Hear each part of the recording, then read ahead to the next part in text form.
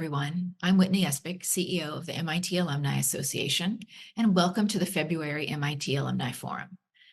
MIT President Sally Kornbluth recently affirmed that our MIT community has a special responsibility to help society come to grips with what she sees as its tectonic forces, to understand the potential of generative AI, to contain its risks, and to harness the power for good. I'm sure you can agree that this is no small task, and that to carry out that important commitment to humankind, it is going to take all of the MIT community, including our 147,000 or so alumni and thousands of friends around the globe, to help in the effort. For many of you joining us, answering the call can begin with gaining greater insights into the way AI is shaping our lives right now, and looking for the answers to ensure that it will be used responsibly, ethically, and humanely in the workplace and beyond, and in the years to come. Today, you will be guided in that learning by institute leaders whose scholarship is keeping MIT at the forefront of the generative AI conversation. David Otter, Ford Professor and McVicker Faculty Fellow in Economics and co-director of the NBER Labor Studies Program and the MIT Shaping the Future of Work initiative. Casper Hare, Professor of Philosophy in the Department of Linguistics and Philosophy and Associate Dean of Social and Ethical Responsibilities of Computing at the Schwarzman College of Computing. And our moderator for today's forum, Sloan's Kurtz Professor of Entrepreneurship and Head of the Global Economics Management Group, Simon Johnson, who is also an MIT alumnus himself. Thank you all, and enjoy the forum. Hello, everybody. Thank you very much for coming today. My name is David Otter. I'm a labor economist, and so I'm going to speak to you about potential impacts of generative AI on labor. In particular, I'm going to speak about expertise, artificial intelligence, and the work of the future. So let me begin by sharing my screen with you. Great. I'm going to take it on faith that you can all see that. So let me start off by just posing a short question, which is, what is the difference between these two jobs, a crossing guard and an air traffic controller? Well, actually, these are basically about the same job. The job is preventing collisions between vehicles and vehicles, people and vehicles, vehicles and people. And yet the crossing guard makes more than makes less than 1/4 of what the air traffic controller earns per year. And the question is why? And the answer is not social value. Clearly, if we had to spend $130,000 a year for crossing guards to prevent our children from being run over on the way to work, we'd be willing to spend that money. The difference is expertise. Becoming an air traffic controller requires 4 years of air traffic control college, as well as many hours of apprenticeship. To become a crossing guard in most US states requires no licensure, training, or certification. Anyone can do it. So it's not an expert job. Let me define what I mean by expertise. Expertise is domain-specific knowledge or competency required to accomplish a particular goal. It's what makes labor valuable in industrialized countries where physically demanding work is a very small part of what we do. For expertise to have market value, you need two things. One is the goal that expertise itself enables must be valuable, so it's got to be data science, not card tricks. And two, that the expertise must in some sense be scarce.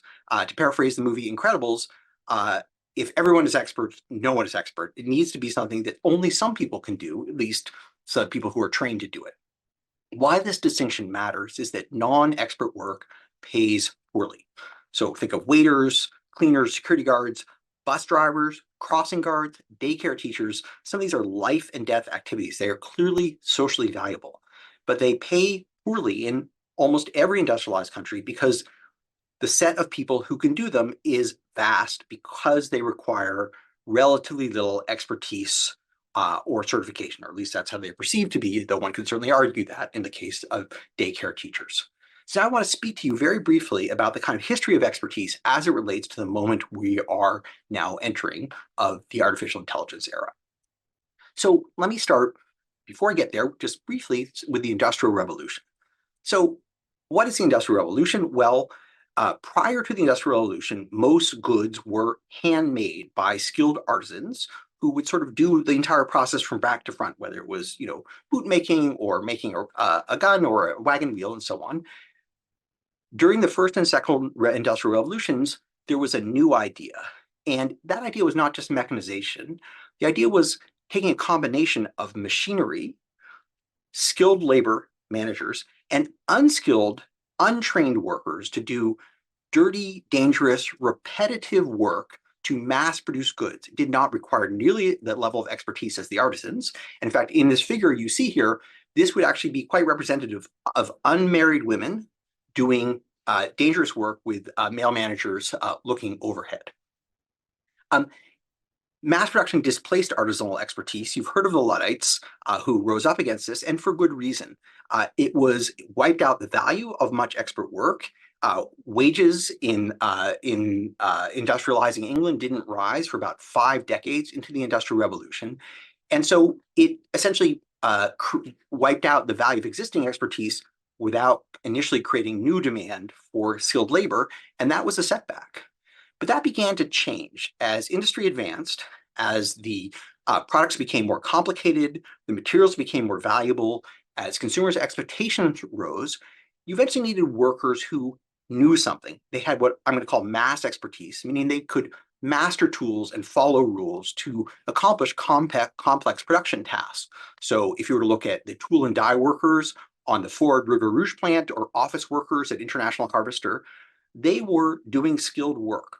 That work wasn't as broad as artisanal work, but to assemble things, to type things, to file, to copy, to keep books, all required a level of training and literacy and numeracy that reinstated the value of skilled labor in this era and led to a lot of the growth of the growth of the middle class throughout the industrializing world. But there is a specific limitation to this type of work that you see in front of you, which is it's very narrow, it's very rules-based, it's very repetitive. So it requires cognition, it requires skill.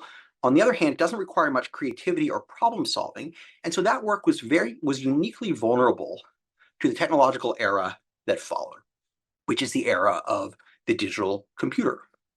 So what is a digital computer? A digital computer is a symbolic processor. It accesses, analyzes, and acts upon information. So what you see on your right is the Descartes loom of 1801, which I think of as the first industrial computer. This is a machine that followed instructions on punch cards that told it which threads to use, which arms to lift, and so on, to weave elaborate patterns. And so those holes are not pictures of what it's weaving. They're actually instructions. So this was such a powerful idea that Herman Holrith took it on, created the paper punch card. That was the first led to the first machine-read U.S. Census in 1890, printed on paper punch cards. And then he joined forces with Thomas Watson to form IBM. What this machine is very good for is following out codifiable tasks that can be specified in rules, in programs, as we call them now. This technology is essentially the same as the digital computer that you've been using throughout your career, in that it is just a machine that follows instructions. It does symbolic processing. But of course, unlike workers in that period of advancement, there was an exponential fall in the cost of computing. So there was at least a 1 trillion-fold decline between 1950 and around 2010 in the cost of carrying out standardized operations. So that's an enormous technological advance and creates an incredible incentive to substitute human labor doing repetitive work with machines that can do that repetitive work more accurately, less expensively, and without complaint. So we can see that playing out in the U.S. economy in this period, in the intensively computerizing era, where we see this kind of barbell shape of the occupation distribution, with many of the middle skill jobs in production, administrative support, in office and sales work, jobs that follow well understood repetitive tasks in an office setting or a production setting being automated away. What is left behind in this barbell? Well, on the one hand, you have work of technicians, professionals, and managers, people who are decision makers, who are subject matter experts. And on the other hand, you have a lot of work done in personal services, food services, cleaning services, protective services. Why did that happen? Well, it's useful to understand that although computers are extremely good at following rules, the kind of rules we can codify, there are many things that we do that we don't actually know how we do them. This is what some refer to as Polanyi's paradox, after the philosopher Michael Polanyi. And so if you think of, for example, riding a unicycle or making a persuasive argument or leading a team, those are obviously highly skilled activities, but we don't know the formal, when you learn them, you don't learn a formal process for doing them. So if you taught your children how to ride a bicycle, you didn't sit down and give them a blackboard lesson in gyroscopic physics. You put them on their bike, you put them in front of a gentle hill, you gave them a push, and you said, good luck. And of course, the reason for that is that information is learned tacitly, and much human skills and knowledge is learned osmotically.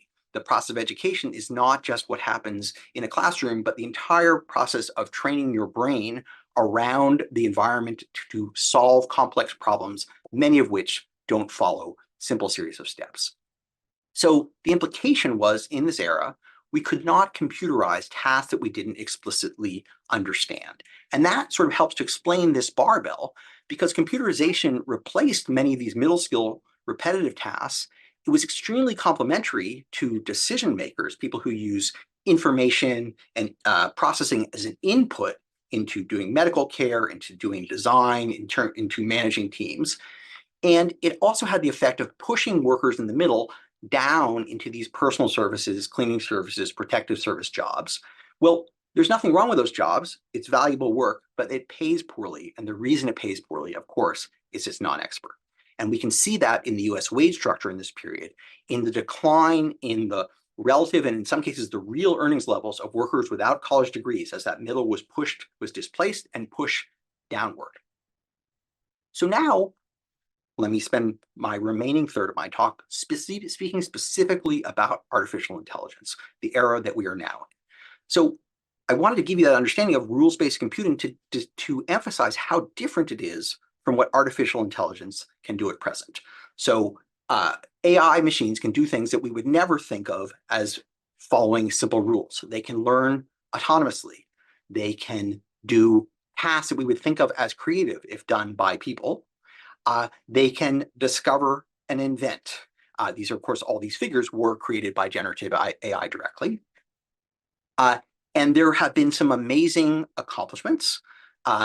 So, for example, since 1994, there's been a competition every year, the critical assessment of protein structure prediction, where teams of scientists compete to, given the sequence of amino acids in a protein, to predict how it will fold. And the way a protein folds is the major determinant of how it will interact with the body and what chemical properties it will have. It determines what's a useful pharmaceutical, what's a dangerous pharmaceutical.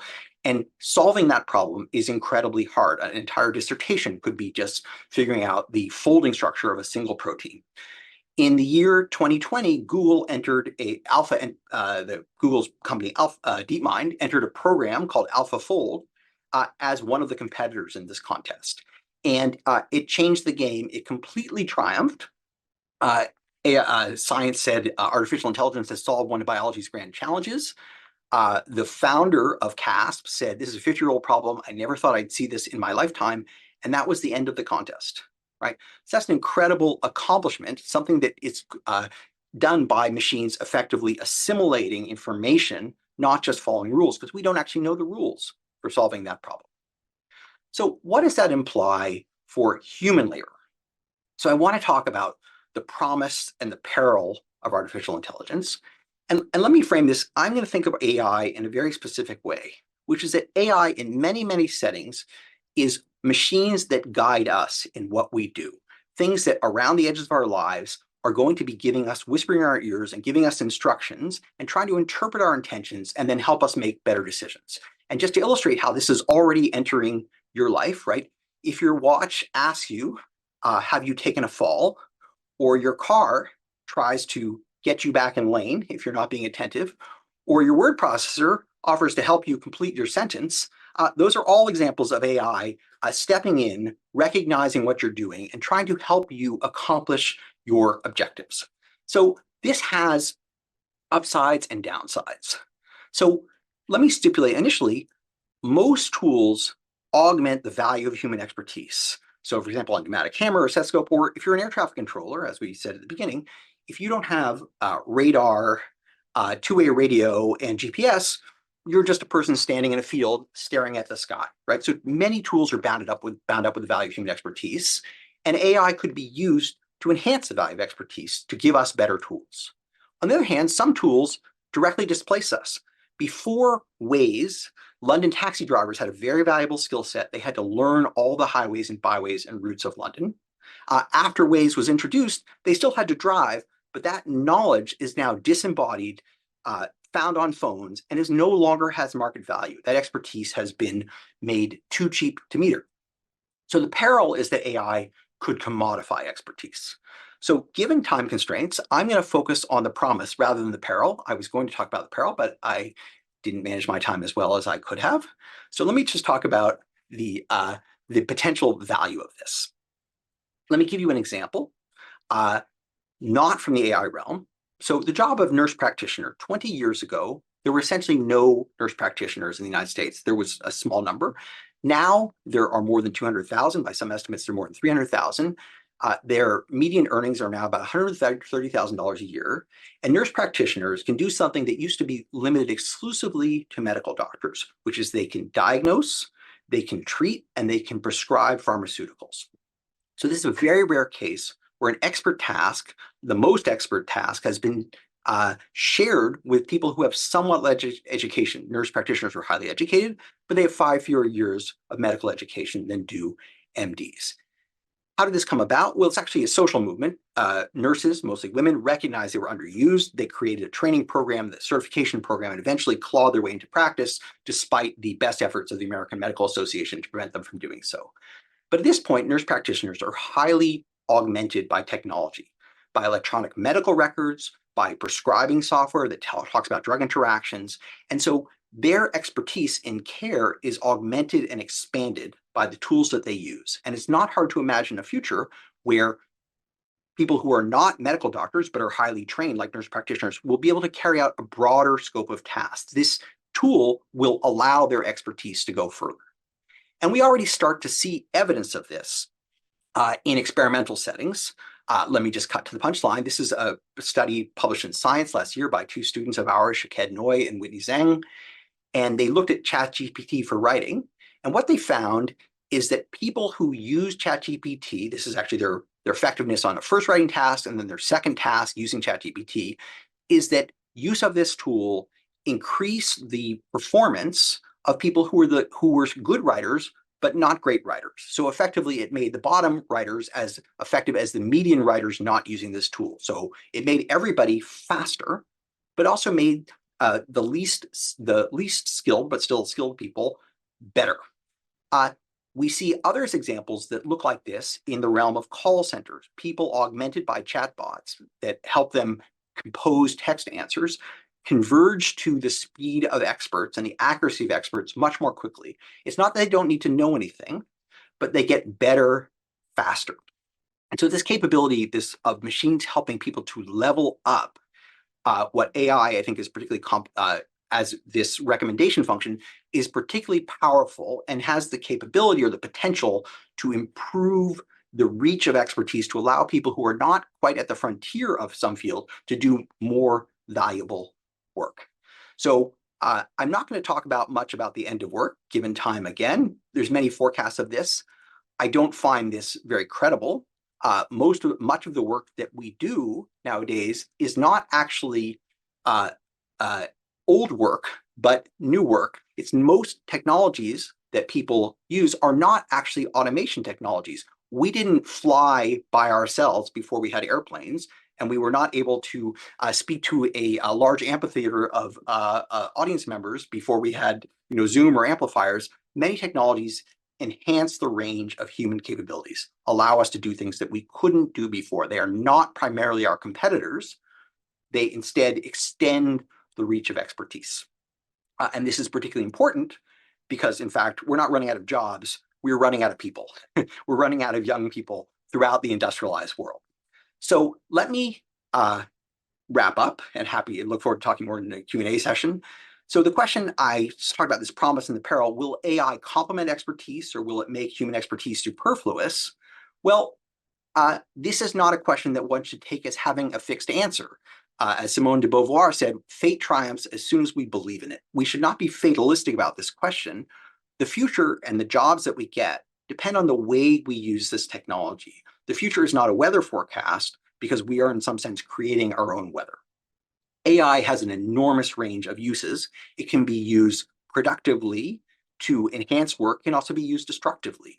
And just to underscore the point of how non-deterministic this is, think of nuclear fission, which was discovered and mastered in the 1940s, or mastered in the 1940s.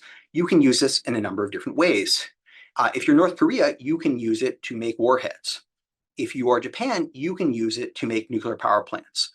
It is striking to notice that Japan, which is the only country against which an offensive nuclear weapon has ever been used, has no nuclear weapons, and yet it has 36 nuclear power plants. Korea has lots and lots of nuclear weapons and no power plants. And so we should understand that AI is a bit like nuclear technology. It has a range of uses. What you want to use it for is a question of priorities, is a question of, is it choice? It's not a feature of the technology. AI will not decide how we use it. We will decide. So just to conclude, will we use AI to create more expert jobs?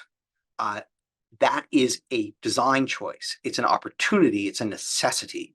I strongly believe, as do my colleagues in the Shaping the Future Work Center, who include Simon Johnson, who you'll hear from shortly, and Daron Acemoglu, that industry, that government, the universities, trade unions can, must, and will shape the future of work through these choices. And so the question we should be asking is not what AI will do to work, but what we want AI to do for workers. And by answering that question well, I think we will make better choices about this technology. Let me stop there. And let me now turn the spotlight over to my colleague, Professor Casper Hare, professor in the philosophy department, and also the director of the social and ethical responsibilities of computing in the Schwarzman College of Computing.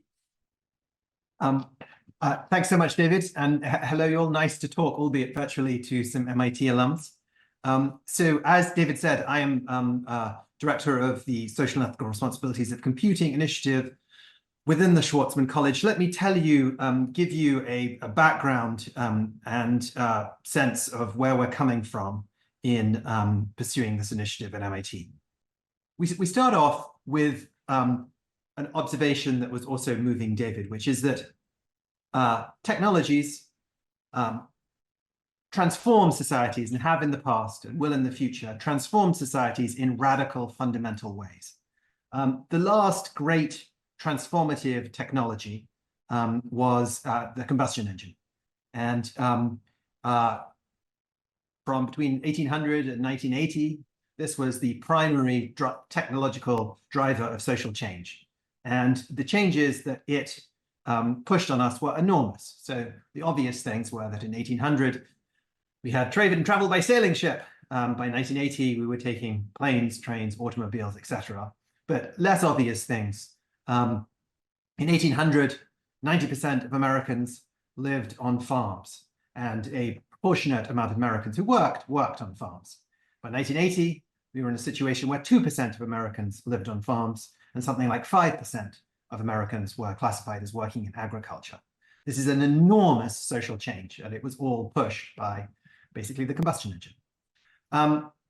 Since 1980, if you had to pick a dominant driver of social change, you'd say it was the microchip. And so we've gone from a situation in 1980, planes, trains, automobiles, to an era where information tech has been changing our lives. 2024, we have the internet, we have Apple Vision glasses, and in 2160, who knows what we'll have? We don't know. But the thought that's driving us here at MIT now is that rather than blunder into this future, we want to chart a course into the future. We want to go intentionally into the radically different social future. So what exactly does that amount to? What would it be to intentionally move towards a social future with changes driven by tech? Well, traditionally, the way to think about this question has been to focus on certain don'ts. So things we don't want to happen.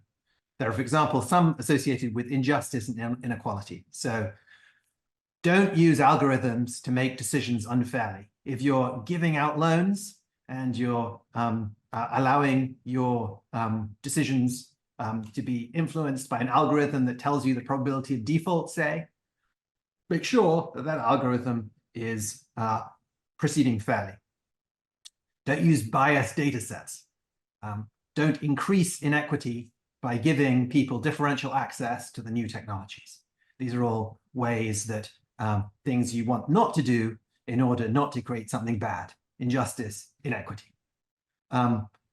Similarly, people say there are certain don'ts associated with rights.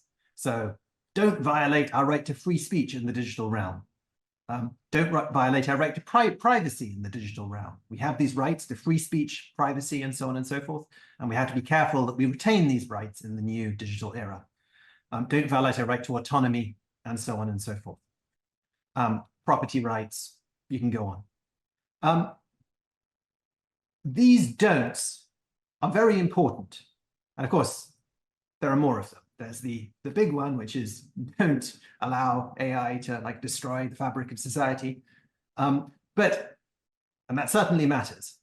But if we are to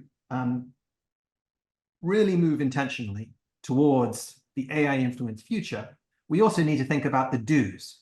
If we just want to avoid violating people's rights, creating injustice and inequality through the development of AI, the way to do it would be to stop developing AI. But none of us wants to do that because we recognize that by developing AI, we will improve society. There are ways to make our lives better. This is the big do: improve our lives. And the question is, can we think in a sort of disciplined way about what it would mean to improve our lives? We're all going into this tech because we think the social future will be better when we develop this tech than it is right now. And so in order to be able to think about this, we need to have a sense of what it is for a social future to be better. So here is, just so you can get your head around how you might think about this question, a fairly simple proposal for what makes things better. It's called total utilitarianism. So the idea is pretty simple. It's that people have welfare.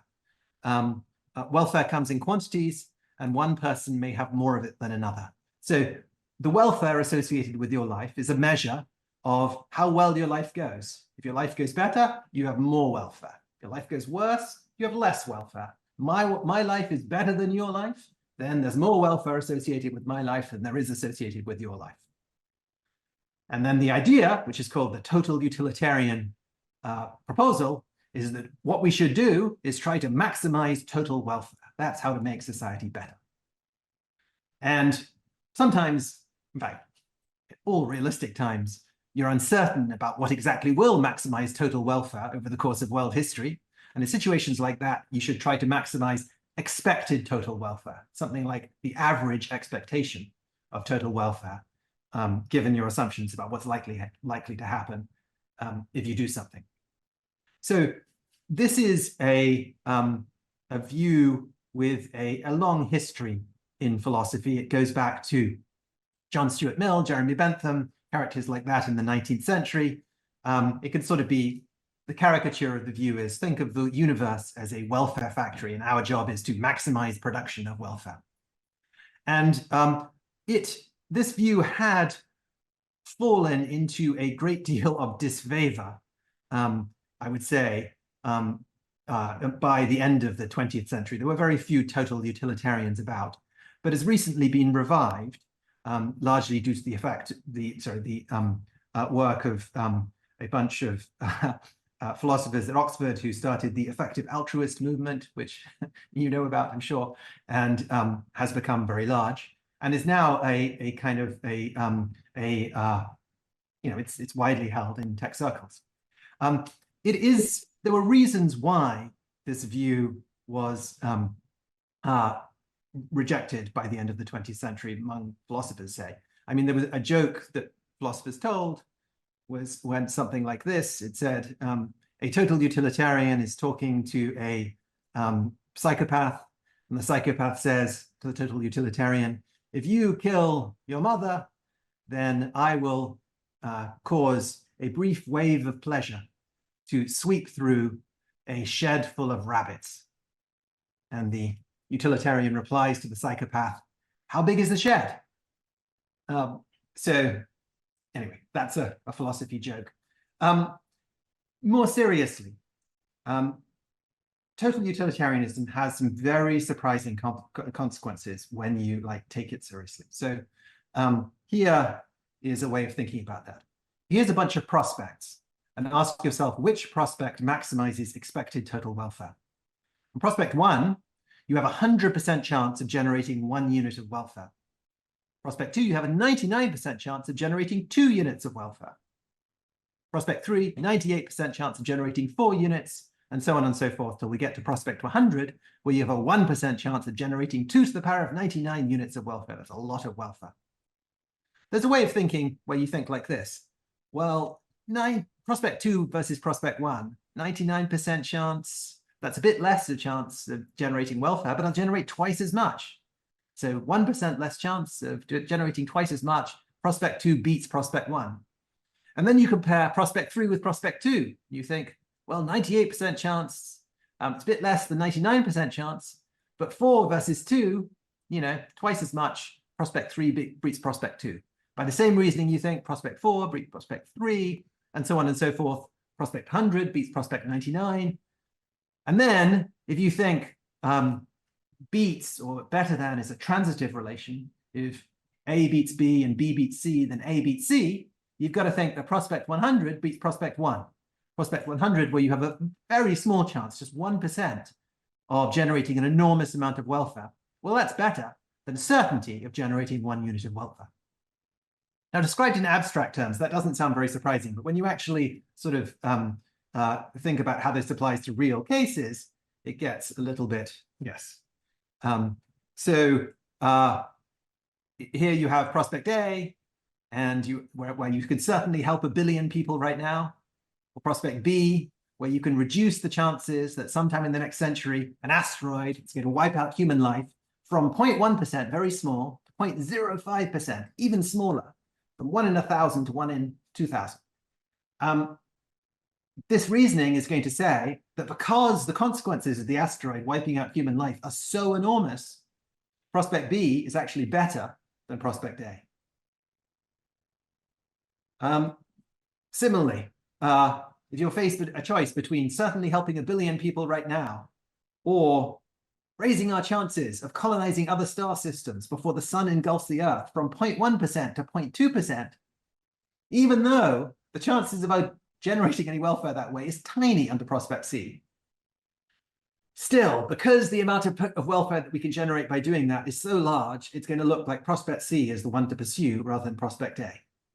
And so by way of thinking within this very simple framework, you can get yourself into a frame of mind where all we really should be doing is devoting our resources to maximizing the chances, however tiny they are, of colonizing other star systems. Okay, so this all came out as the natural consequences of thinking through a very simple theory of what it is to improve society. And you might think, what is an alternative to it? Well, an alternative to it would be a kind of welfare pluralist, non-aggregative alternative, on which there are many incommensurable dimensions of well-being. It may be that you're better off than me in one way, and I'm better off than you are in another way, but in fact, there's no fact of the matter as to about which of us is better off overall. And for some ways of being better or worse off, there's just no measuring or quantifying how well off we are in those ways. With respect to well-being in those ways, better than forms an ordering, but it's not a cardinal ordering. Now, if you try to think out, develop a picture like this, you're going to end up with a much more complicated picture than the total utilitarian picture. However, it's very important that we understand how complicated pictures like this work, because if we want a situation where, for example, we want to solve what's called the alignment problem, we want the desires of an AI to align with ours, it had better have pluralistic desires, or else it's just going to be pursuing the maximization of the chances of colonizing other solar systems. So we need to understand how to model these more complex evaluative proposals and how to give values like this to machines. So that's just a kind of taste of why it's important that we kind of develop our understanding of ethics and how it relates to this area. How will this happen at MIT? So brief overview. So as David said, I'm director of CERC, which is within the College of Computing. Social and ethical responsibilities is one of the 3 pillars of the new College of Computing. The mission is to create a world in which social, ethical, and policy considerations are actively woven into the teaching, research, and implementation of computing. That's like our vision. And we're doing this in various ways. We are doing it primarily insofar as it involves educating the students of the future. I'm going to focus on the middle here. We're creating a bunch of courses that are joint courses in computer science, or course 6 listed courses, and philosophy, that will talk about how to apply rigorous thinking about the social impact of tech to particular problems that arise when you're doing research into computing. And yeah, this is just getting going. The goal is to create a next generation of MIT students like you. They graduated from MIT, but probably unlike you, they've taken in the course of their major a serious and disciplined collection of courses that give them a kind of framework for thinking about how to develop the tech that they're working on in a way that benefits us all. That's really our goal. And so I should say that if any of you as alumni want to get involved in this, want to support it, want to interact with it, you're super welcome. And so you can just contact us at CERC and we'll be delighted to talk with you about how to do that. So yeah, thank you. And I'd like to give over now to Simon Johnson, who's an eminent economist and professor at Sloan, and he's going to, you're going to be the host of the discussion section of this program. Right. Over to you, Simon. Thank you very much, Casper, and thank you, David, for the 2 very good, clear presentations. So the terms of engagement for the remaining 22 minutes or so are that audience members are invited to submit questions through Slido on their interface, and those are filtered to me by our crack team behind the scenes, and I am going to arbitrarily, using my human expertise, which won't be with us for long, let's face it, next year it'll be an AI doing this job. But this time around, you got me deciding which questions to ask and to whom, and I'll try to spread around the pleasure of replying. And of course, either contestant can reply to the other person's question for bonus points or something, I don't know. Anyway, we'll start off with David, because somebody did put the first question to you, and you did skip this in your presentation, which was a nice setup. You didn't get to the perils of AI. So we'd like a minute without hesitation, deviation, or repetition on the perils of AI, please, from your perspective. Thank you so much, Simon. So the question, the slide I didn't show was about the tragic loss of Air France Flight 447 over Brazil, and this was a case of machines doing too much and human expertise decaying as a result. So what actually happened was this flight, just after leaving Brazil, the so-called pitot tubes froze on the outside of the jet, meaning it could not correctly sense its speed. The autopilot partially disengaged, and the pilots, not being familiar any longer with the characteristics of high altitude flying, stalled the plane, and it fell into the Atlantic, and all crew and passengers were lost. And this is actually, this seems like an extreme example, but this is actually going to be a major challenge for the design of technologies going forward. We're going to have all these, quote, expert systems that are making judgments for us. And how do we learn to interact with them, both in a way that they are useful to us, but also that we stay engaged, we make the right decisions? And there's lots of examples where this goes wrong. I gave you one. Tesla Autopilot is another. That's a great technology. The problem with that technology is not what it does, it's that people check out when they're behind the wheel of a Tesla. That's quite dangerous. My colleagues, Nikhil Agarwal and Tobias Sahls, have an example of radiologists working with AI tools. And the AI tools are really quite good. They're as good as as 65% of actual current radiologists, but radiologists and AI tools together are worse than either alone. And the reason is that the radiologists don't know how to use the tool well. When it's uncertain, they're also often uncertain. They defer to it. When it's certain, they're also often certain, and they override it. And in fact, they should be doing the reverse. So the point is not that these tools can't be used effectively, but it's actually going to take a new sensibility of how do you work with a machine that may or may not be trustworthy, may or not be reliable, and how do you keep your own judgment up to par. Which sets up a nice follow-up for you, Casper, if you want to comment on it. So what do we have at MIT in terms of maintaining, how do we think about maintaining judgment and expertise in that way? Well, yeah, I'm not sure about the expertise associated with running an aircraft or a Tesla. I could say something about, I guess, the perils. I mean, further perils, immediate things, and we're not talking now about the AI apocalypse, but we're going to be getting into a situation fairly soon in which a near-term application of the technology will be something like an AI personal assistant. Will be an AI that's in a position to anticipate what you want and take on tasks that you would otherwise do and do them efficiently, quietly, without consulting you. To do that, we're going to need to be in a position to trust these personal assistants in the way that you might trust a human personal assistant, and to sense that their priorities align with our priorities. It's going to be a very complicated and difficult question as to how to establish that trust. And you might think that certain things that might seem like common sense, namely situations that have not been anticipated, in which you might think human intuition would say, it's obvious that this is the thing to do.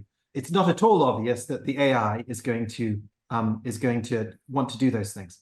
And so an immediate sort of peril that I foresee, and that's going to require a kind of technical solution, is to understanding and controlling the desire-like states of an AI that's acting on our behalf, and trying to make sure that we can rely on it to work with us rather than against us. Okay, well, that's a great setup for the next question, which I'm actually going to blend a couple of questions here.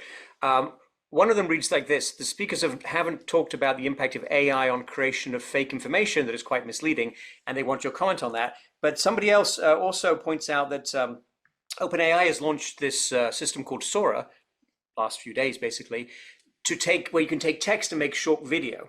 And there's also some other interest in the what we've learned from the experience with social media, where technology tools have been used by, I don't know if you want to call them bad actors or whoever. So where do we stand? I'll start with Casper and go to David on, the ethics of developing and deploying these tools, Casper, that can be used for massively malevolent purposes. Gosh, okay, so we start with truth. And so there's this, we've all acquired a sense using the internet of how to tell whether information is trustworthy or not. So we've gone from, that thing that used to be said in the 90s as, oh, you read it on the internet, that has no standing. We've all become extremely sophisticated in getting into a situation where we can distinguish the good stuff from the bad stuff. If it's a bold matter of fact and it's like, on the front page of the New York Times, probably that bold matter of fact is trustworthy. Other things, not so. The question is whether we're going to be able to do the same in the future.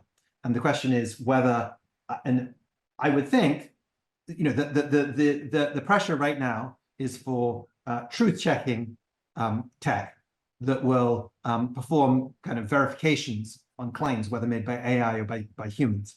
I would think that I have reservations. I mean, that sounds like a great way forward, but I would have reservations about even the deploying of those technologies, because the more to which we're outsourcing our truth checking, the less kind of we have those skills ourselves. And so one thing that we're going to, even the truth checking tech is going to require wise human application, I think, or else there's going to be a severe loss to us. And so this is something I think we should think about training people to do in the future. David? Yeah. Yeah, so I think this is a very serious thing to worry about. I highlighted initially I'm a labor economist because I talked about the labor market. I actually don't think the labor market implications of AI are nearly as scary as some of the others. uh, and I do think fake information is a big problem. And I don't think we will be sophisticated enough on our own to keep up with the pace of improvement. And so we are all people are much more skeptical of information than they used to be, which has pluses and minuses. But I know when I was a kid, I would go to the library, I'd get facts, and facts were sort of the currency. And now my kids, they find stuff on the internet and they know to be skeptical of it. If they send me something amazing in a message, they also send me supporting documentation to suggest it's not fake. However, I think we're not going to be able to do that very well for very much longer with speech, with video, with many other things. And we're going to need authentication technology and various ways to do that. We may actually need everything to have a non-fungible token. And so, as with many technologies, we will spend a lot of our AI dollars defending ourselves against AI. This will be true in military applications. This will be true in finance. This will be true in news. I think it's a very serious challenge. I don't think there's a simple solution. I think already the notion of, everyone has alternative facts is already quite corrosive. Many things that now would previously have been damaging to someone's reputation, they can just say, well, that didn't happen. That was fake. So you don't even have to, just the belief that everything could be fake is enough to de-authenticate things that are real. So it's a very serious concern. I don't have a solution, but I think it will require investment and cleverness and technology itself to help mitigate it. And maybe some tasks that require expertise and you get paid well to be an authenticator, which leads to my next question. So next round we'll go David and then Casper. The question is, this is a labor question, but also a philosophy question actually. So AI can extend expertise, which seems a good thing with demographic changes. But is there a point where society becomes too efficient? If one person can make candy bars for 1 billion people, we don't need many people making candy bars. So David gets the labor econ cut of that, and then Casper will do the philosophy cut, or vice versa, whatever you want. But David goes first. Yeah, no, that's absolutely right. And we automate ourselves out of jobs all the time. As Casper mentioned, 70% of people were in agriculture in 1800, and now it's 2%, right? And it's not because we're eating less. The reason is because we become so efficient at it. So if we never created new things to do, we would put ourselves out of work. Most of what we do, in fact, now has barely existed, right? That we didn't have a lot of empirical economists back in the day, and we certainly didn't have any, botnet herders and cryptocurrency traders. And in recent work, my colleagues and I estimate that 60% of the work that people do in 2020 didn't exist in 1940. And when I say, what do I mean by new work? I mean work that requires new expertise, things that people didn't know, whether it's being, as a tattoo artist or a sommelier. I realize people in France have known that forever, or being a drone videographer, or being a cybersecurity analyst, or being a solar plumber or solar technician. So our tools, our expertise is bound up with our tools. In fact, many forms of expertise are exactly the knowledge of how to use a tool. A doctor without a stethoscope is just a less useful doctor. An air traffic controller without a radar is not a job. It doesn't exist. So I am going long on the bet that human creativity will continue to invent new applications for our tools. The lives that we lead are so much different because of the technologies we have, because most of them are not automation. Television is not automation. Plumbing is not automation. Electrification is not automation. CRISPR is not automation. So that's my bet. I could be wrong, but it's worked out okay so far. All right, over to you, Casper. Yeah, I mean, as an empirical prediction, I rely entirely on David, and I believe everything you say on that about that. I mean, there's an interesting question: is suppose you're wrong, would that actually be bad? So suppose we're in some situation in which we're not, a large percentage of the population is just not doing anything that would recognizably be called work, but nonetheless we are materially supported, and we have this like vast leisure class. And there's an interesting question of whether our lives are made better or worse for that. I think it'll be much worse. Okay, well, hold on. I got some more questions along exactly these lines. This is good, and we're down to the last 10 minutes. So we're going to make good use of them from an audience perspective. I'm going to put two questions together again. This is I like history, as David knows. So the question is, since World War II, there have been 5, 6 scientific tectonic shifts, well, big shifts anyway. One, nuclear power, there were guardrails, damage averted, largely. Second, recombinant DNA, guardrails, no damage. Third, CRISPR, guardrails, no damage. Fourth, social media, no guardrails, look what happened. Fifth, 5, AI, why no guardrails? But then the next question, which I think is really good, I'm going to go to Casper and then David, which is, who gets to decide on the right answer or policy? For example, autonomous vehicles, who gets to decide the right action when a decision kills the rider or pedestrian? Are we looking at government? Is this legal scholars? Is it ethicists? Casper goes first on this one. So one interesting, salient feature of AI as opposed to many of those previous technologies is that it's come largely out of private industry. The cutting edge research has been done by private companies as opposed to, say, the military or universities or state funded enterprise. So there's an interesting question then of who regulates that. Now, I don't think there's obviously a one size fits all answer when it comes to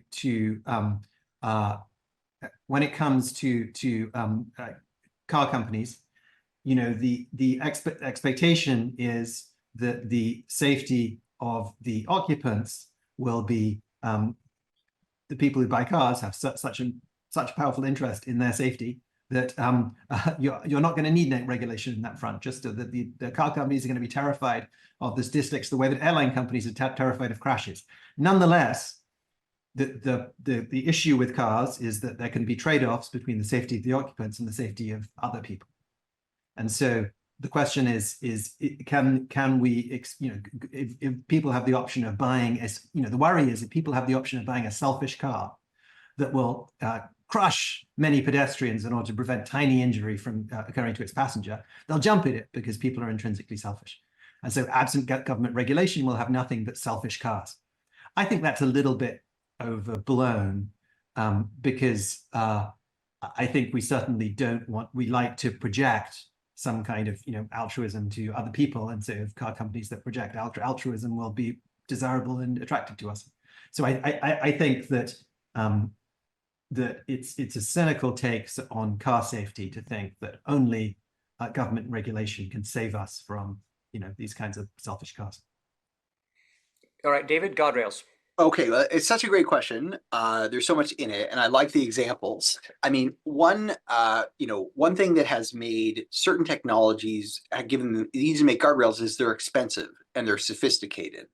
And the problem with AI is actually it's diffusing extremely rapidly. Although the basic models are sophisticated, anyone can run it on their phone, on their browser. It's very lightweight, and so that's going to, just like autonomous drones and so on, it's going to be a much harder problem to put guardrails around. And so I do think that when you hand a very powerful tool to many people all at once, it does create significant risks. Now, we're better at managing this than I think intuition would suggest, right? So for example, we've had biological weapons. You could load a plane with anthrax and fly it over Manhattan, and you could do a lot of damage. That's not even that hard. So far, no one's done it. Even asymmetric warfare after the 9/11 attack, you might have said, if the next day say, well, what is the likelihood that the homeland will not suffer a significant attack of this form over the next 2 decades? You'd say none. There's no chance. Of course it will, right? The cat's out of the bag. Everyone has the technology, and yet it hasn't. So somehow we do better with this than we might guess. But I think it's quite concerning. The controls are hard to come by. Mustafa Suleiman's recent book, The Coming Wave, is all about this. It's quite depressing. I don't fully agree with it, but it makes a very cogent argument about this issue. And I could say more. I don't want to in the interest of time, but let me just make the point about why I do not think a world where all the work is done by machines is a good one. Many people think of that as being like WALL-E, where people are just sort of fat and lazy. I think of it being much more like Mad Max, where it's a war of all against all. And the reason is because people are not, if all the resources are coming out of a hole in the ground, whether that hole is oil or a computer, and people's labor is not itself valuable, that creates a war of all against all. Well, we have a phrase for this in economics. It's called the resource curse, right? Countries that just have diamonds or just have oil or just have rare earth metals, that's not a good basis for a society. You need labor to be valuable as a means of income distribution. Without that, governance is very challenging. Or it could be Kurt Vonnegut's Player Piano, which I hope everyone here has read. really depressing. Great book, really depressing. But next, so I've got two questions. I'm actually going to split these. David and then Casper are going to get different questions, but you can comment on the other person's question. So I'll go to David first. This builds on what you just said, David, and the Shaping the Future of Work initiative. So the question is, what role does policy play on the development of AI, and what role does MIT play in this? Meaning, I think, policy discussions and policy development. So that's David. And Casper, you've got a different question. Let me say that MIT has stepped up to the plate on this. I think MIT historically thought there was a division of labor. We make this stuff. You figure out what to do with it.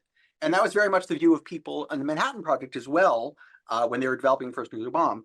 And President Raphael Rafe, when prior to our current president, set up the task force on the work of the future, was exactly saying, look, we're making this stuff. Let's think about its implications. What do we do about it?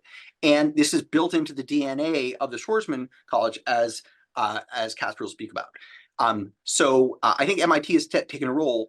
But I think policy, there are many forms that policy can take, and people here have written about this quite cogently, including Dan Huttenlocher, who's the dean of the Schwarzman School. But there's a lot of policy, and I think this goes back to what Casper said a minute ago. There's a lot of policy that's don't do this, don't do that, and that's really important. And we're actually pretty good at regulating familiar risks, right? Airplanes, toaster ovens, whatever. It's actually the do's that are very hard. And I was making an argument that AI could be used well. I was not making an argument that it will be used well. And the do is, how do we get that? And I think that takes actually a lot of investment and leadership and standing up good examples. It's not just a matter of telling what people not to do. You need to help people envision what's possible. Government has historically taken a very large role in technology leadership from the Second World War forward, but that role has stepped back a lot from that. And I think it needs to step forward again. Okay, so your question is a different question, but related, Casper. What will ensure, could be who it will ensure, that could be you, that MIT students who take courses on ethical use of AI will actually use that perspective in their professional lives as they face enormous pressures to skip or ignore the ethical dimension? So do you mean at MIT? I wonder. No, I think it means after MIT. So you give them they take a fantastic course, and then they leave MIT. What assurances or why would we believe nothing will ensure it. The assumption that one picture behind the question is that the MIT students will be the drones, like following the instructions of the CEO, whose priorities are setting the vision. One would hope that the MIT students will be the leaders setting the priority themselves. It could be that the leaders themselves are under economic pressures.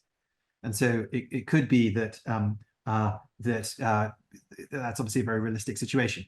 My sense, and I would defer to the economists in the room on this, is that that's less true than one thinks. That the CEOs of large corporations have great latitude within the scope of what's economically responsible to set priorities and decide what's important and what's working on.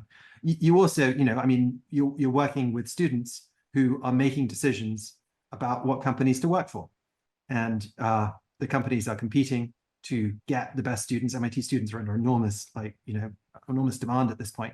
And so they know that if the company's priorities align with the students' priorities coming out of MIT, that's a good thing, and they'll be able to get the best students coming out of MIT. So I think there's a lot of scope to express your view of how this should go in how you work if you choose to go into industry coming out of MIT. So I'll throw that to you, David, but I'll throw it with a question so I get more credit for asking more questions. Given industry's priorities to maximize profit, what's the likelihood that in fact AI will develop to enhance workers' expertise instead of commoditize them? And I think we're looking for a probability number here, David, although we'd let you have a 5% range. I think if industry is left to its own, there's a very strong incentive to just replace labor. And that's not a moral judgment. That's a rational thing for any firm to do. But we have a social interest in that not happening at too large a scale.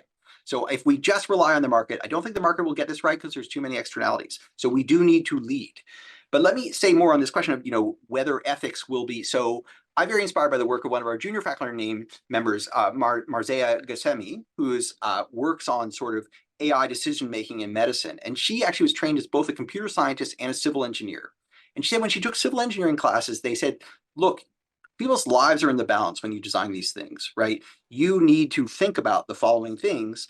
And so there's a real code of ethics among engineers. She said there was none of that in computer science. And she's really glad that it's happening here at MIT. In fact, she teaches a course on social and ethical responsibilities of artificial intelligence, where she gives many examples from the field of medicine where things go wrong, not intentionally, but bad decisions and prejudices are baked into algorithms because the internet, they're learning, AI is learning from us, and we're not that good. But I think there's hope that if we can inculcate that, it's not just a matter of do's and don'ts, but getting people to understand what's at stake will potentially encourage them to take decisions with sufficient gravity. Well, I think to be continued, hopefully, this conversation. We're out of time for today. I want to thank David and Casper for brilliant presentations and a very forthright and insightful discussion. Thank you to the MIT Alumni Association for putting the event together and for inviting us all to take part. And most important, thanks to you, my fellow MIT alumni and friends who are watching. We appreciate your time. We appreciate you joining us today. Good luck in the age of AI. Goodbye.